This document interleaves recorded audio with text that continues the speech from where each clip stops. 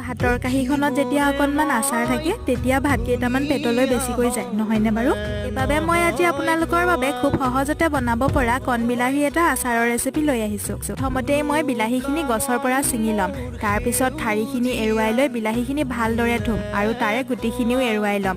এতিয়া এদিন সম্পূৰ্ণকৈ ৰ'দত দি পেলাই বিলাহীখিনি ভিডিঅ'টোত দেখুওৱাৰ ধৰণৰ কৰি ল'ম। আচাৰ বুলি ক'লে ভোট জলকীয়া কেইটা মেইন নহয়নে? দুটামান ভোট জলকীয়া কাটি লৈছোঁ সৰু সৰুকৈ।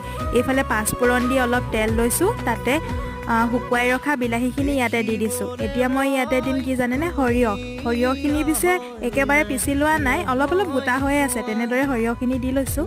তাৰ লগতে পিছে ভোট জলকীয়াখিনিও দিলোঁ দেই।